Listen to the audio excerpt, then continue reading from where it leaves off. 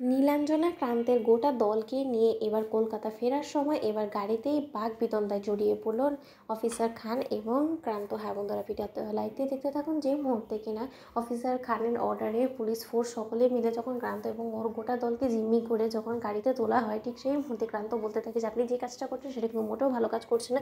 এবং একটা চ্যালেঞ্জ আমি আপনাকে করে দিচ্ছি, এখনও পর্যন্ত এমন কোনো জেল তৈরি হয়নি যেখানে কিনা নীলাঞ্জনা এবং ক্রান্তকে আটকে রাখা যাবে, এবং ক্রান্তের দল অবশ্যই বেরোবে, কিন্তু বেরোর পরে আপনার কী অবস্থা হবে, কী নাজেহাল করে আমি আপনাকে ছাড়বো সেটা আপনি হয়তো বা কল্পনাও করতে পারছেন। আমাদের অপরাধটা কি বলুন তো, আর কেই বা আপনাদেরকে আমাদের অবধি পৌঁছানোর খবরটা দিয়েছে। ঠিক সেই মুহূর্তেই ক্রান্তের অন্যান্য দলের সদস্যরা বলতে থাকে যে ক্রান্তি ভাই, তুমি বুঝতে পারছো না, কাল যে তোমাদের কাছে এসেছিল না, যে কিনা ভালো মানুষ সেজে যাওয়ার চেষ্টা করছিল না, তার উপরে তুমি অন্ধের মতন বিশ্বাস করো। আমরা কিন্তু কোনো মতেই বিশ্বাস করতে পারিনি এবং আমরা ঠিকই ধরেছিলাম, এবং তুমি আমাদেরকে যতই ভুল বোঝানোর চেষ্টা করো না কেন, এখন নীলাঞ্জনা তোমার স্ত্রী বলে তুমি সকল দোষ ধামাচাপা দেওয়ার চেষ্টা করছো, কিন্তু আমরা কিন্তু ঠিকই জানতে পেরেছি এবং আমরা যে জিনিসটা আশঙ্কা করছিলাম না সেটাই সত্য হলো। তো এবার নিশ্চয়ই তুমি হাড়ে হাড়ে টের পেলে যে মেয়েটা কালকে তোমাদেরকে এসে সাবধান করার জন্য এখানে এসে উল্টোপাল্টা বলছিল না, সেই মেয়েটাই হলো যে সব সর্বনাশের মূলেই ছিল, এবং এই মেয়েটাই হয়তো বা কলকাতা ফেরার সময় এই অফিসারদেরকে সব তথ্য আমাদের সম্পর্কে দিয়ে গিয়েছেন। অথবা তুমি ভাবো না, যেদিন কিনা ভোরবেলা সেই মেয়েটা কলকাতার উদ্দেশ্যে রওনা হলো, সেদিনই এই অফিসাররা আমাদের অবধি কী করে পৌঁছে গেলো বলো তো? আমাদের এই গুপ্ত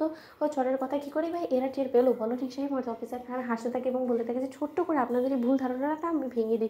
স্রোতস্বিনী এখানে এসেছিলো সেই খবরাখবর আমাদের কাছে আছে, ঠিক আছে, কিন্তু স্রোতস্বিনী কিন্তু এর মাঝখানে বিন্দুমাত্র কোনো কিছু সম্পর্কে অবগত ছিল না, এবং স্রোতস্বিনী আমাদেরকে আপনাদের সম্পর্কে কোনো রকম কোনো ধারণা অবধি দেয়নি। এতে করে ওনার কোনো রকম কোনো দোষ নেই। আসলে ছোট্ট একটা বোকামি উনি করে ফেলেছে, সেটা হলো গিয়ে উনি যখন কিনা বাড়ি থেকে বেরিয়েছে এবং আমরা যখন ওনাকে ইন্ট্রোগেট করেছিলাম তখনই আমাদের সন্দেহভাজন বলে মনে হয়, এবং উনি যে আমাদেরকে সম্পূর্ণরূপে সকল ইনফরমেশন দেয়নি সেটা আমরা টের পেয়েছি। এবং তার পরবর্তীতেই আমি আমার সিভিল ড্রেসে কিছু ফোর্সকে লাগিয়ে রাখি স্রোতস্বিনীর পেছনে, এবং স্রোতস্বিনী যখন যে গাড়িতে করে এই পর্যন্ত এসেছেন এবং যে সঙ্গে করে ওনাকে এই গ্রাম অবধি নিয়ে এসেছে, সেই প্রত্যেকটা পদে পদে আমাদের সিভিল ড্রেসে কিন্তু পুলিশ এখানে মোতায়েন ছিল, এবং সেই পুলিশরাই আমাদেরকে খবরটা দিয়েছে, এবং তাতে করে আপনাদেরকে ধরার জন্য আমরা সেখান অবধি পৌঁছতে পেরেছি। এবং ভাগ্যক্রমে স্রোতস্বিনী এখান থেকে ভালো ভালো ফিরে যেতে পারলেও কিন্তু স্রোতস্বিনী যে এই শাস্তির আওতার থেকে বাইরে নয় সেটা আমি আপনাকে জানিয়ে রাখি, এবং স্রোতস্বিনীকে অবশ্যই জবাবদিহি করতে হবে যে সে আইনের চোখে কেন ধুলো দেওয়ার চেষ্টা করেছে। ঠিক সেই মুহূর্তে ক্রান্ত বলতে থাকে যে এবার নিশ্চয়ই তোরা সকলে শুনতে পেয়েছিস যে ওই মেয়েটা সম্পূর্ণরূপে নির্দোষ, তো রীতিমতো আমাদেরকে ভালো করার জন্য এসেছিলো, এবং ও তো আমাদেরকে বারবার করে বলেছিল যে আমরা যাতে যত শীঘ্র সম্ভব এখান থেকে পালিয়ে যাই, কিন্তু না, আমরা তো জেদ ধরে বসেছিলাম যে আমরা যেখানে আছি সেখানেই থাকবো, কারণ আমাদের এই জায়গাটা আমাদের অনেকটা মনে হয়েছে যে সেফ, কিন্তু সেটাই যে আমাদের জন্য মরণ ভাত হয়ে দাঁড়াবে সেটা আমরা কী করে বুঝবো বলতো? তোরা তো হয়তো ওই মেয়েটাকে দোষারোপ করছিলিস।